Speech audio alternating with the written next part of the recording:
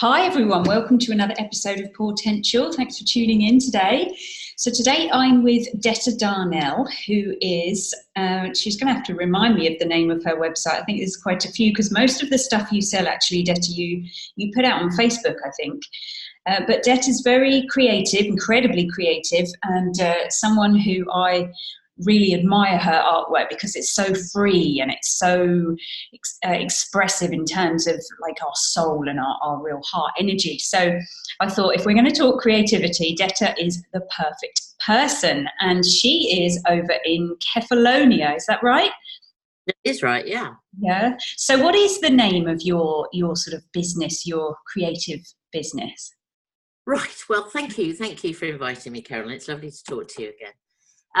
Okay, so my business is it's like an umbrella, and it encompasses all aspects really of creativity. And so my website's called Expressive Life Arts, and but I really operate most. I really don't use it, and it's kind of under a work in progress really at the minute, which I'm not very good with technology.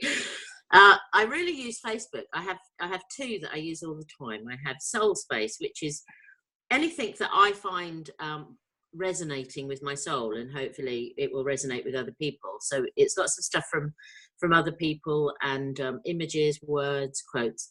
And then I have my own site, which is Detta Darnell at Wild Soul Art, and that's where I put up my offerings, my creative offerings, my workshops, my retreats, and all of the stuff that I do really that I want to share with my followers.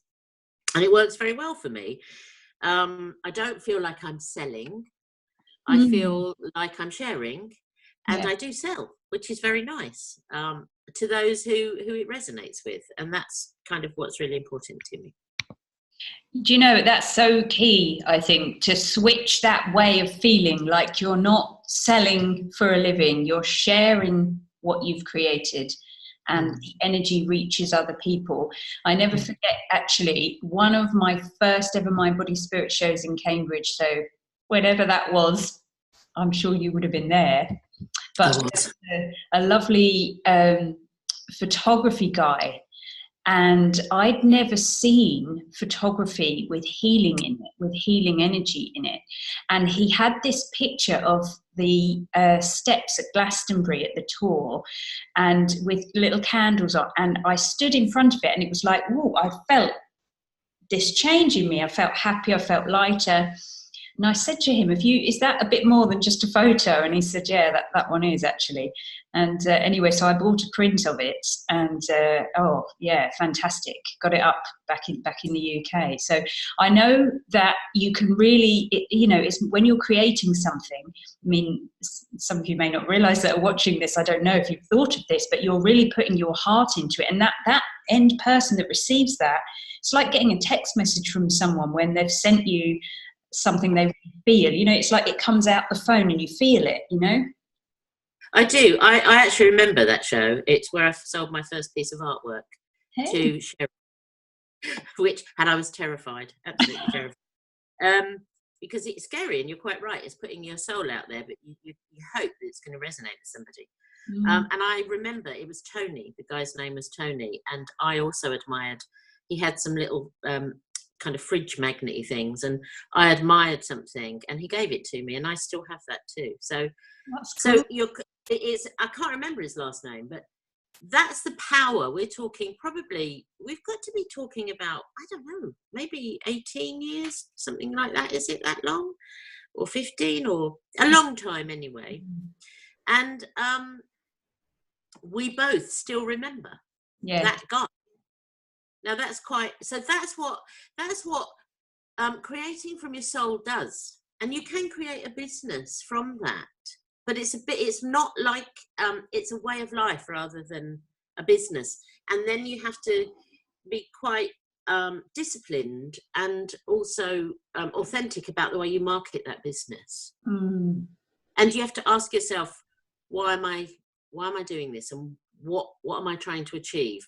If it's money, you'll go, and that's fine, and there's nothing wrong with it. We all need to earn money, and you'll go down down the route of money first. So you'll approach it from a different angle. If it's about doing something you love and the money will follow, as the book says, Yes. then you'll approach it in a different way. Yes, I think so, definitely. Yeah. And I think maybe that's the key, is to keep coming back to why are we doing this? What are we wanting to offer the world? You know, what are we hoping is going to happen? You know, because for some people, you know, they're creating dog leads and harnesses, but really they want to create something fun. That's their drive, I think, really, to create something that people are going to enjoy using.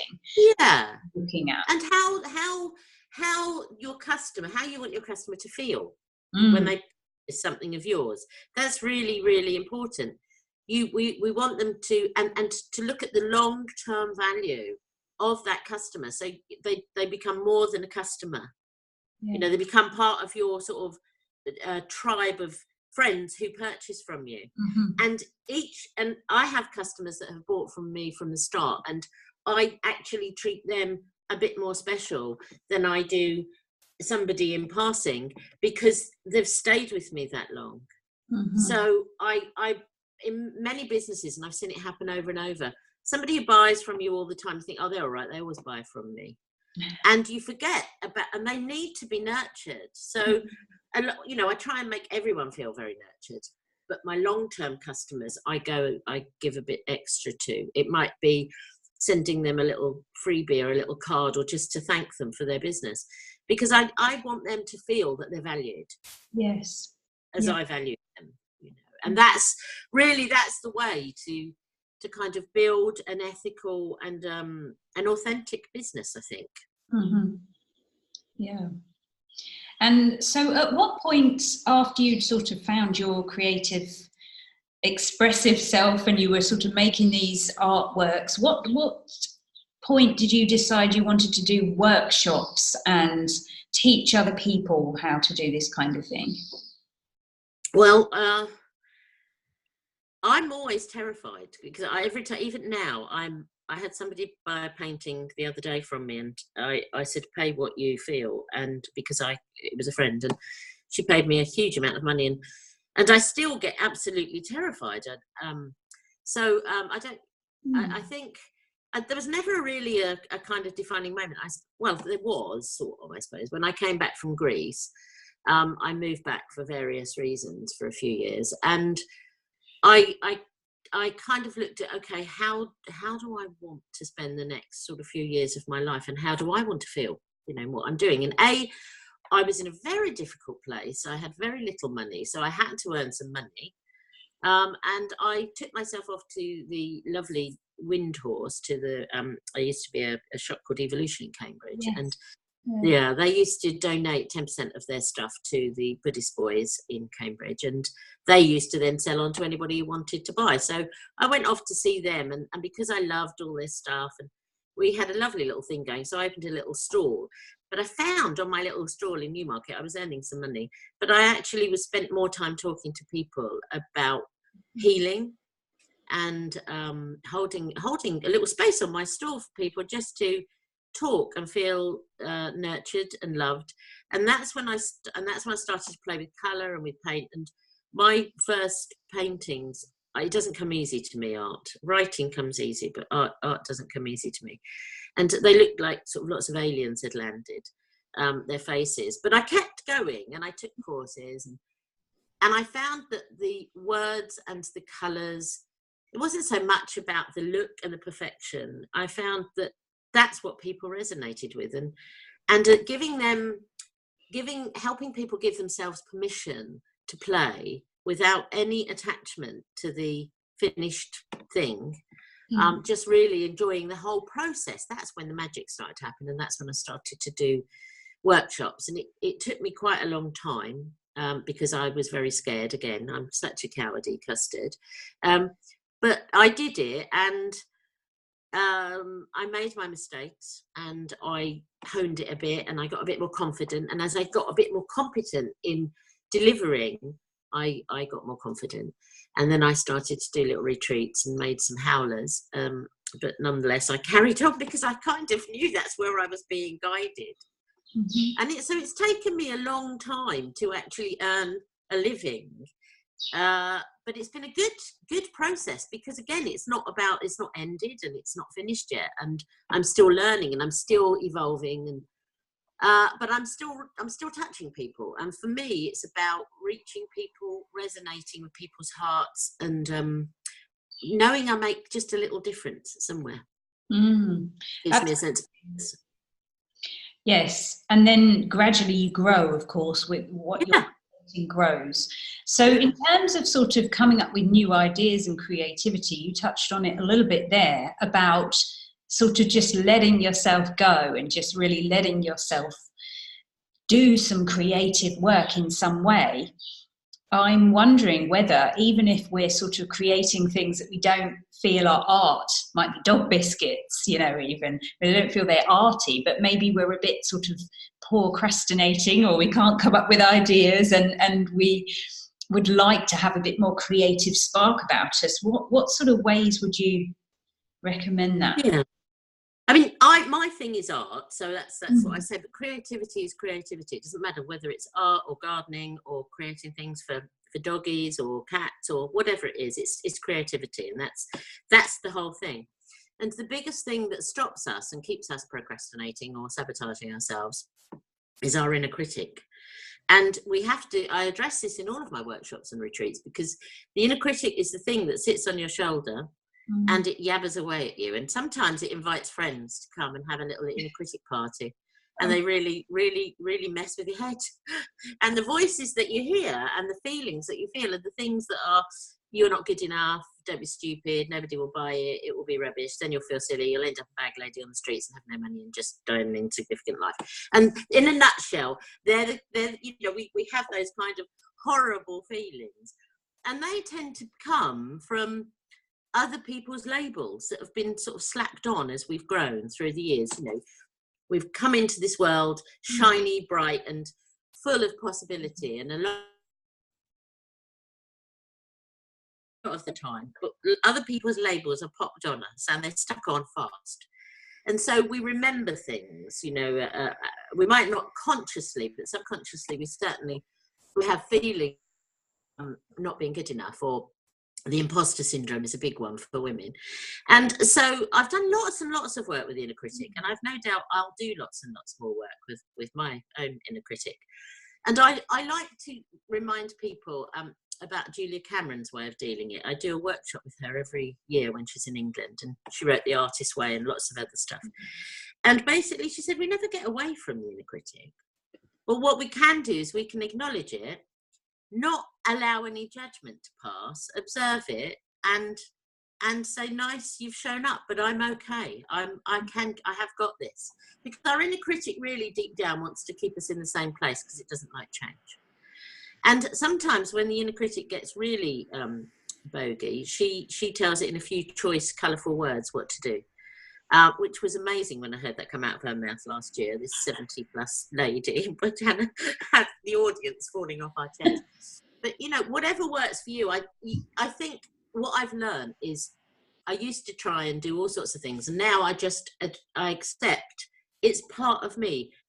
As life is duality, it's black and white, and, we have good and bad and great times and horrible times, and the inner critic is just there to remind us really of change, and change is okay.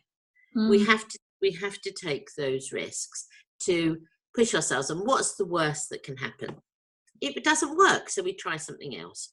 So with the inner critic, I tend to say, nice of you to show up, but I'm okay. I'm doing it anyway. That's my mantra.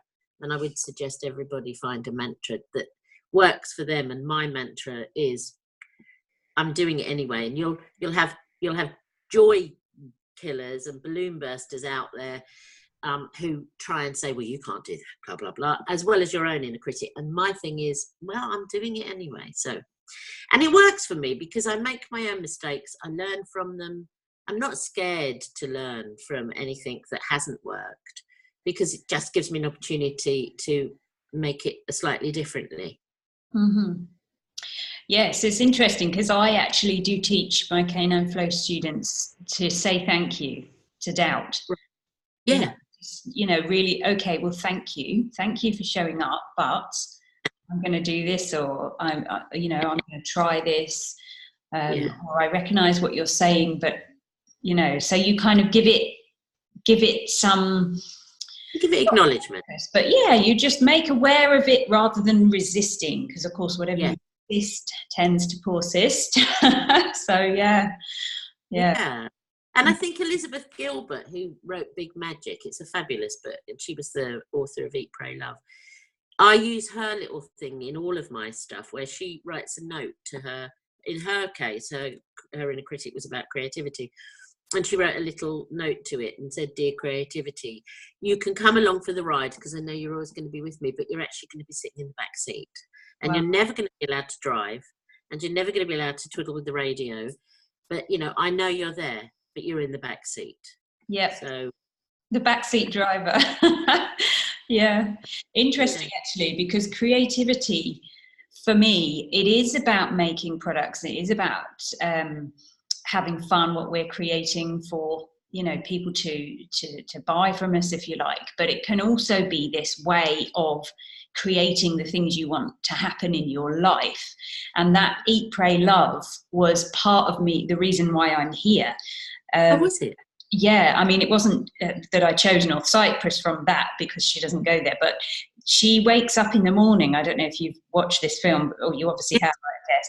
And she's got all these pink flowers around her after she's gone. I don't know if she goes to Bali first of all, but wherever it is, she wakes up and there's all these pink flowers and it's sunshine and blue sky. And I saw that and I was like, that's what I want to happen to me. I want to go somewhere like that. Anyway, of course, years later when I got here, and first I was in a different apartment, but then I was told about this one, didn't know what it was going to be like. It was kind of May time, moved in at the beginning of May. And by the summer, the whole of the back patio, all around, are these pink flowers. And I sat there and I thought, oh my God, I've literally created that view that I said back then, that's what I want, that's where I want to be. I couldn't believe it.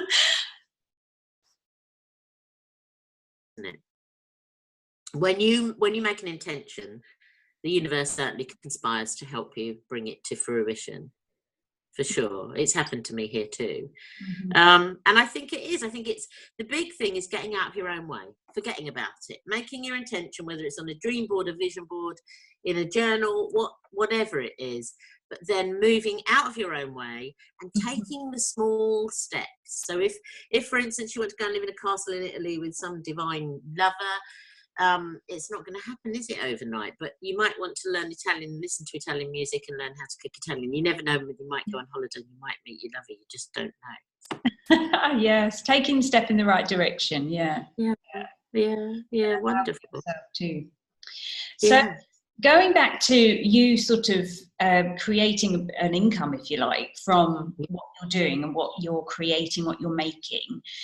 I know you use a Facebook group, and is this the predominant way? Do you find this quite useful?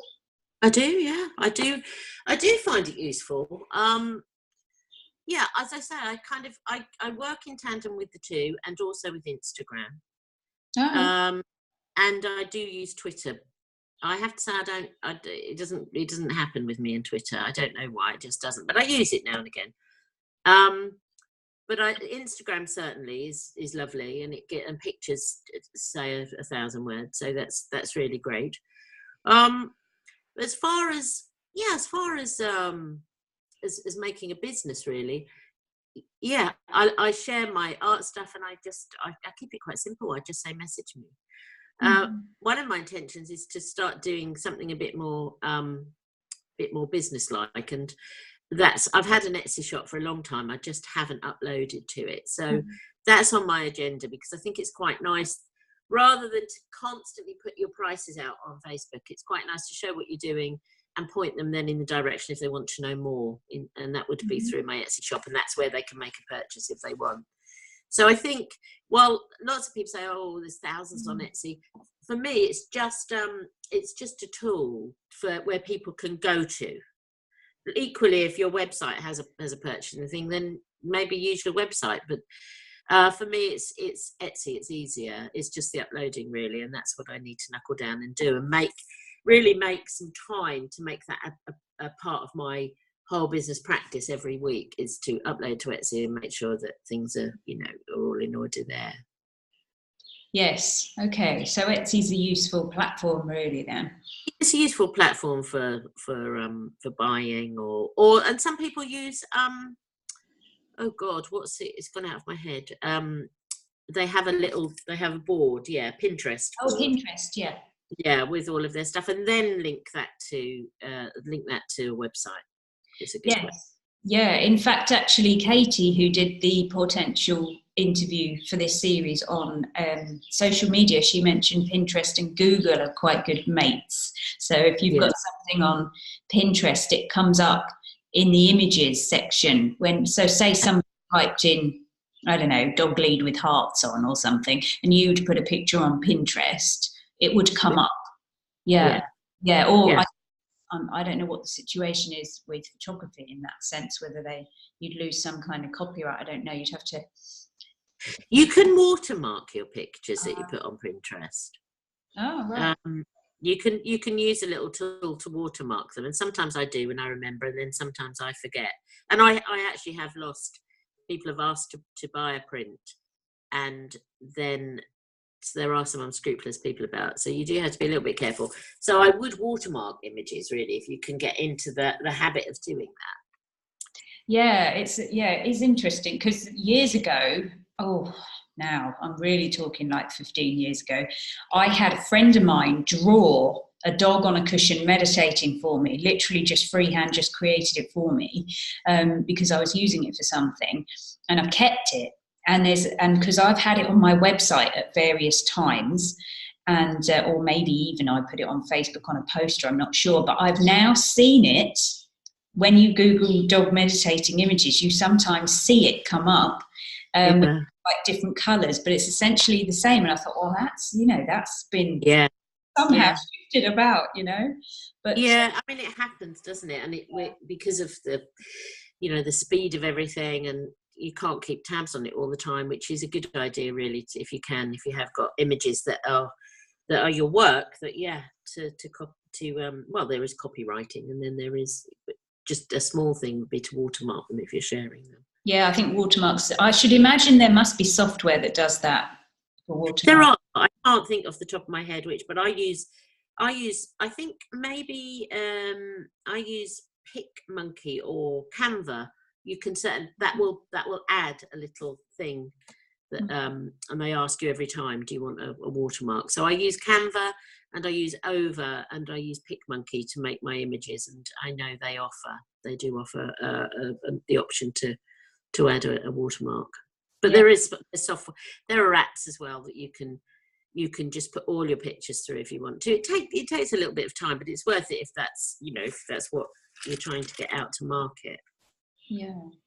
So what about deciding how much to charge for things? How do you go about doing that sort of thing and valuing it, really, isn't it? Yeah, that's a difficult one, and it's you have to know which market, I suppose, you're applying to. When I first started, I was just so grateful anybody would buy a piece of art that I used to just sell it for virtually nothing. And when you're first starting, it's really difficult because it's your tender dreams and it's your tender soul on the line. But you have to take into account your materials, of course. You never can take into account your time, your amount of time, because as creators, it's not like going and sitting in an office and getting paid by the hour. It doesn't quite work like that. What I would say is find your market. So, are you going to go for exclusive, or are you going more for bums on seats where it's not difficult, what you've got is not difficult to make. If it's taking you a long time, then you're going to have to make it a little bit more exclusive. You can always come down. It's much easier to come down in price than it is to go up. True. So if you're starting, have a look at what your competition is doing and find people that you admire and have a look at what sort of prices they're charging, because that's the market maybe that you're going to be moving into. And then have a think about your marketing, how you're going to market it, really. And when I opened years ago, I opened a hairdresser's. So it was a long story. I had 2 or 3 salons, and again, it was something that I've never been a hairdresser, but I thought I'd quite like to do something like that.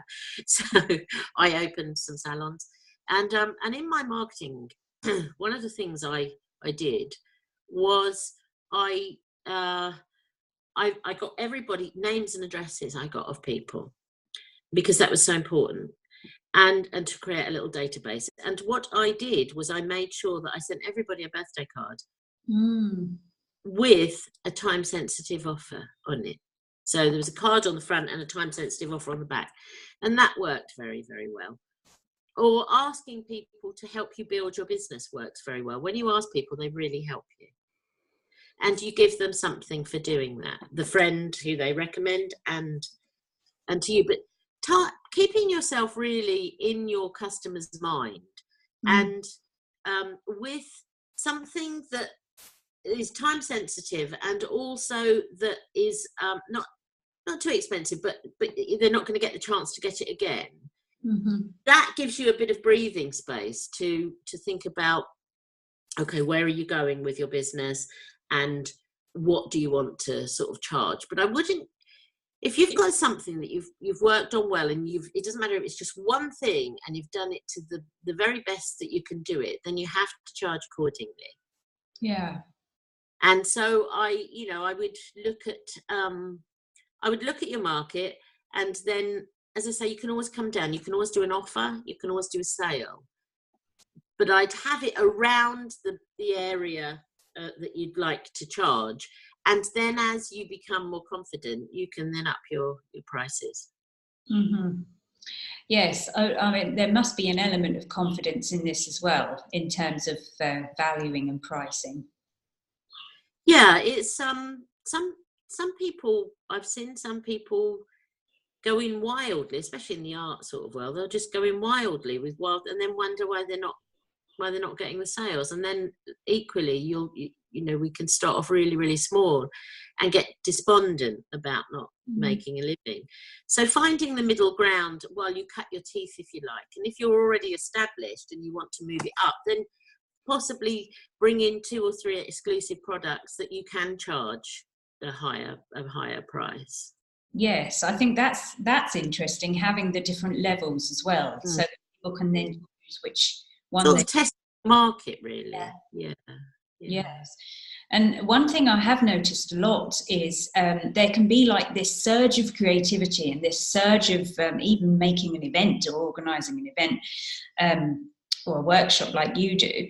It can be that you have all these ideas and you excitedly create all these products to sell, and then that excitement, it's almost like the creative process is finished. They're there sitting there, and it goes into a completely different energy in terms of them then being sold. That, how would you say people can sort of maintain that excitement? Because I see that the products sell more from people who are still passionate, still flowing with them, rather than created it, oh well, I don't know how much to charge, and then you automatically go into a different energy.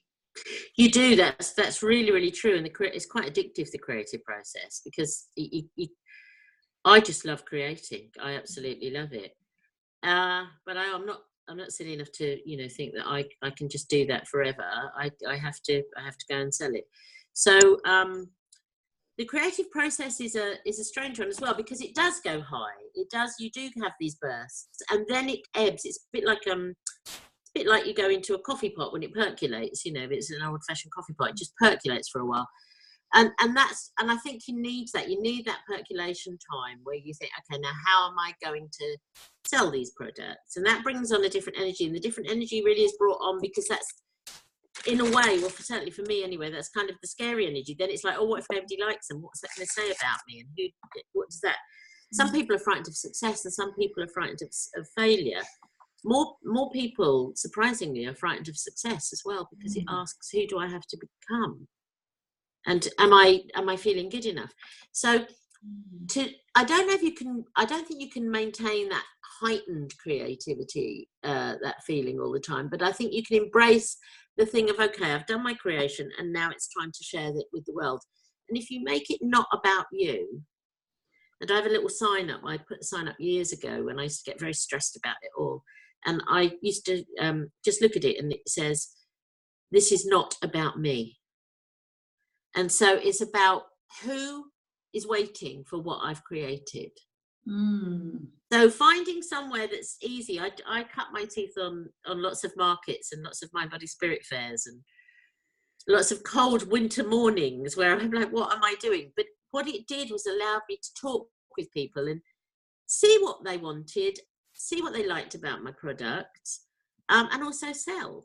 Sometimes I sold lots and sometimes I didn't, but start small, really, small, gentle fairs. Or now we have the online business. I mean, you can push online also. That's I didn't have that started. So there are lots of ways, but just really get yourself a plan. And when you see what sells well and what doesn't, and see what you might, sometimes I'll just completely cover a painting with white paint and start over again if that one hasn't worked particularly well. Try not to be too attached to the outcome. Really, it's just seeing what resonates, where there's a connection between you and the customer, which products resonate best. And some things that sell really well now won't sell really well in a year.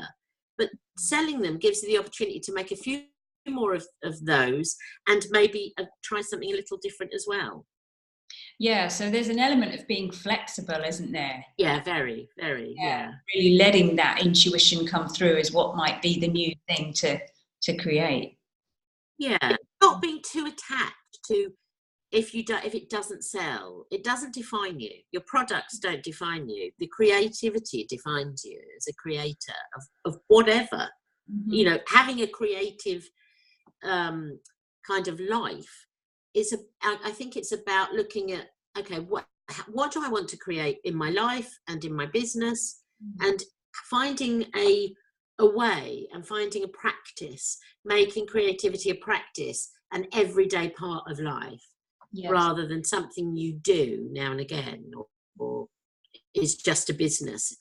Being creative is a bit like being mindful and being artful and being gracious. Absolutely, yeah. Okay, so I am wondering whether you have any of your stuff there that we can see near you. God. You put me. I've got boxes of on the spot of stuff here, but I have one little picture here, and this is my unfinished woman. Oh, okay. And I did this a long time ago, and I put her. I did a tiny little one, and people liked her, and so then I decided I'd try her onto G-clay prints. And then I put her onto boards, and yeah, she's sort of, I play with her, and also I've put her onto wall hangings. So, right. And again, it's something I've had to look at. Do I want to go down that really commercial route? I've tickled it, and it's been quite nice. And the answer for me, because I have to check in with myself quite a lot about where I'm going on my path, is no, I don't. So now I'm getting into more. I mean, I could move my. I'll take this off. I'm getting into more. I've got a wall here full of weird and wonderful beach finds, and so I'm getting more into. I want to get into nature, and I want to get into not obvious stuff, and I want to feel this soul connection with nature, and it's a bit risky because it's not commercial, and so therefore I don't know if people are going to love it. I've started playing with driftwood and faces, and I've written tiny little 4-line poems or 5-line poems with each piece, and that's where I want to move into. So I'm moving in a new direction, and I feel it's a more authentic direction. Whether I'll earn money from it, I don't know. I'm hoping so, but if I don't from that, I create my little kind of my little soul spirit days. So I will from that. So that's kind of where I'm. So I'm reinventing, if you like, and seeing how it goes. Yeah. Well, this is the thing, I think, to really keep checking in with yourself, because there's one thing, I know what you're saying, it isn't about you, it's about who you're serving, but it's what do you want to serve as well, and what makes you good to serve, I guess. And at the moment, I actually do think lots and lots of people are going back to nature, thinking about nature more.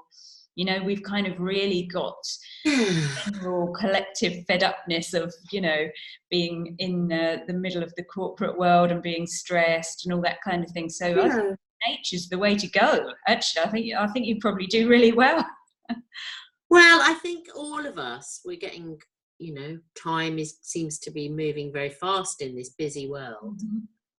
And I think we all need to give ourselves, I mean, that's what I do on my retreats. It's just really, it's breathing space to see where people want to go next, and to reconnect with reconnect with their soul journeys, really, and their soul paths. But I think we all do need to grab that bit of nature, and while we're doing that, we're stopping the busyness. And 5 minutes on the grass, or 5 minutes by the sea, or 5 minutes just looking at something beautiful that you like in nature, doesn't matter what it is worth a fortune, really, in today's busy world. And if we can do that regularly, then it just gives us those good feelings. It changes all our whole perception on life. Yeah, I think so. And I'm wondering also, you know, even if the product that's being created is something that, you know, it's maybe more of a practical thing. It might be that, you know, somebody's printing mugs even, you know, but if they were to kind of step out of that world and go and do some painting, maybe just free painting, and see what happened, it might kind of open doors a bit, you know. It does. What it does, in some of my workshops, I had really, people come to me because sometimes they think I teach how to paint, and I don't. Painting is just a tool we use. So in some of my workshops, I get them under false pretenses, really, but it's all about investigating us. And in some of them, I have painters who come who are very tight, and they come because they want to be better. And one lady in particular I'm thinking of, and I put a blindfold over her eyes, and I gave her some twigs, and I put her hands in the paint, you know, the twigs in the paint. And so we do things that we least expect. But what you're quite right. What it does is it opens us up to the possibility. And so, you know, anything that takes creative expression, allowing yourself to jump in with no attachment to the end product, is going to open you up for whatever business you've got. You know, it's going to show you, it's going to give you more possibility, because you're less attached to making it really, really perfect. You can perfect it a lot when you've opened yourself up. But if you keep yourself tight, you're operating from fear rather than from possibility. Yeah, absolutely. Yeah. Okay. Well, thank you so much. So remind us again, if people wanted perhaps to come on one of your workshops or retreats and get more creative, where would they head to? Just Detta Darnell on Facebook is a good place. And you can message me, you can add me as a friend, or Detta Darnell at Wild Soul or Soul Space. Okay. Any of those three, and you'll find me there. Okay. And if any of you have got creative stuff and you want to come to Potential, our networking day on June the 2nd, then if you have a ticket for Potential, then you have a free stand. You can have your goods and your creativeness can be shown at Potential on June the 2nd. And it's going to be a good day that day. Shane, I think you're in Kefalonia. I'm here. I'm running a retreat in June, so I'm going to be here. But otherwise, had it been July and I'm back, I definitely would have come. But I do wish you all the well with it, and I'm very happy that I've been kind of part of it online. That's wonderful. Thank you. Okay. Well, thank you all for watching, and I shall see you on the next episode.